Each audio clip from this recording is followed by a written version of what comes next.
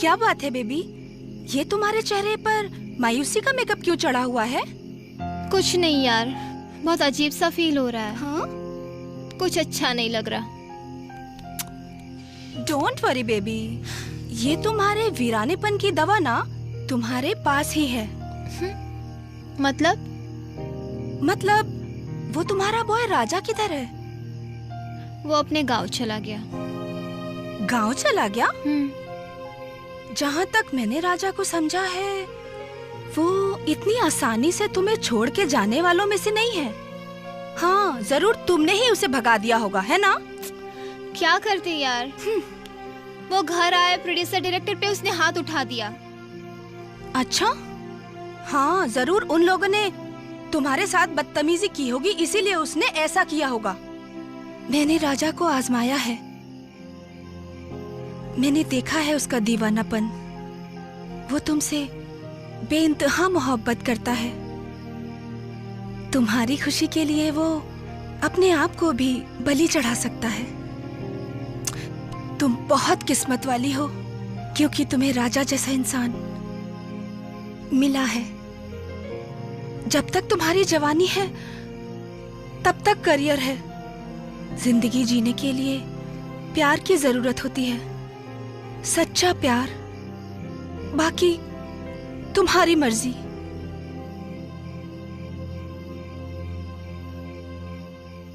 मंगल भवन मंगल हारी दर दर दर। हाँ? काकी हो, हमने मंदिर से आ गए निशान। आई राजा साहब अभी ले दतुने करते बड़े। माई लागत है कि मंदिर के प्रसादी कुछ ज्यादा ही चोरा के खा ले बा, यही से एकरा दिमाग के स्पीकर झंझनाता।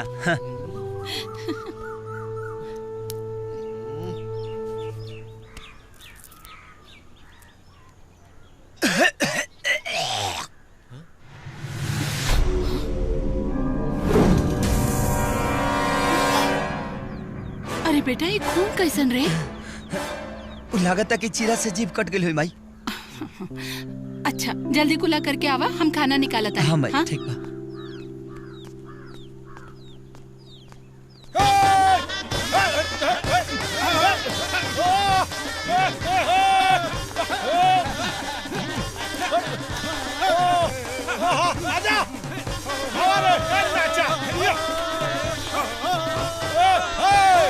रुक जा। हाँ रजवा, बाहर निकाल।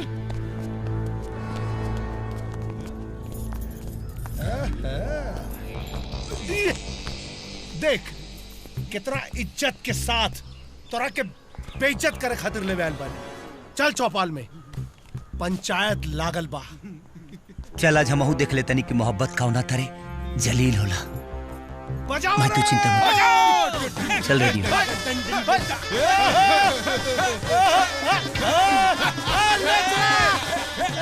राजा बाबू के।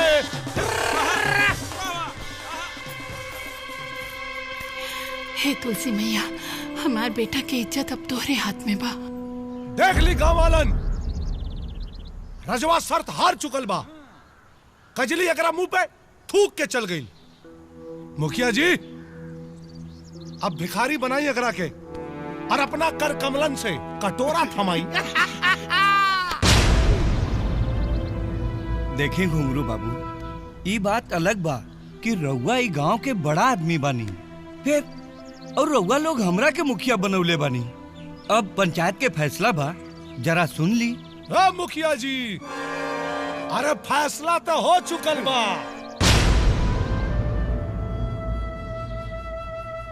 अगर रउआ के शर्म आओ था ना, तो हमरा से कहीं हम एकरा हाथ में कटोरा थमाई। ओके बॉस।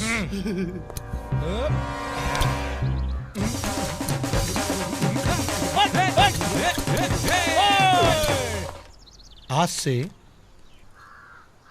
तोर भिखारी योग शुरू हो गई बा। हाथ फैलाओ।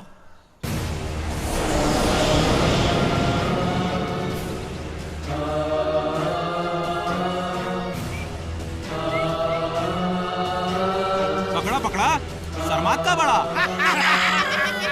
दे दी बॉस।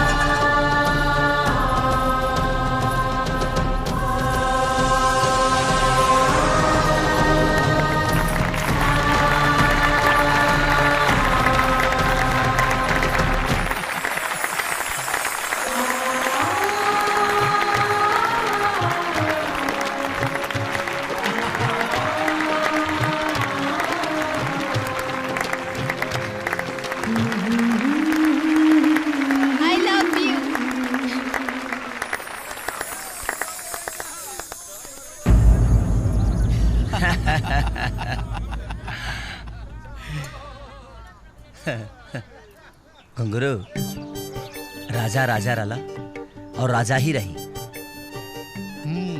इला घुंगरू ई तो हाथ में कटोरा जानता रहा वर्ल्ड कप के ट्रॉफी खनी लगा था। ला आज से प्रैक्टिस शुरू कर दा। भीख मांगे क्या? एक मिनट। हाँ बाबू देखा। उन्हें हम अपन हाथ से कर देता नहीं। हाँ। धंधा अच्छा हो। दे दे राम दिला दे राम बोलते घूमो सुबह सुना घुंगरू बाबू, 1 महीना तक जितना कमाईबा ना वही में गुजारा करे के पड़ी, और ज्यादा चालाकी कैला ना तो तकलीफ बढ़ जाई।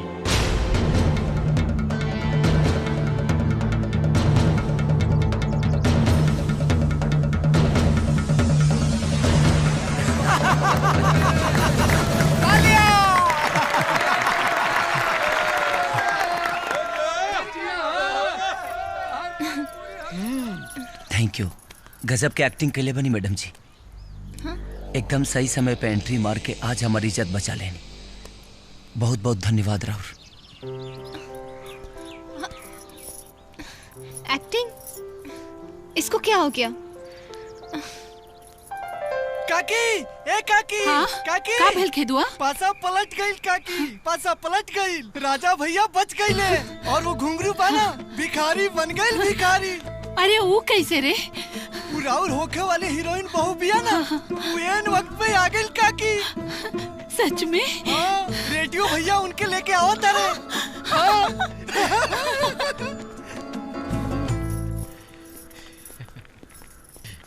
ये घर है मैडम जी, आइए।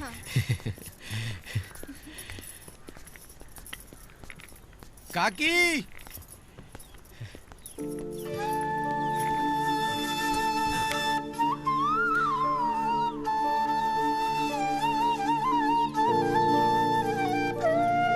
खुश रहा बेटा। अपना घर के लक्ष्मी मान के तोहर आरती उतारा तानी। एक उपकार करिहा, हमरा बेटा के कब्बो छोड़ के मत जइहा। मरते दम तक साथ निभाऊंगी माँ जी, वादा करती हूँ। चला पहले बायां पाँव बढ़ावा। रुक जा।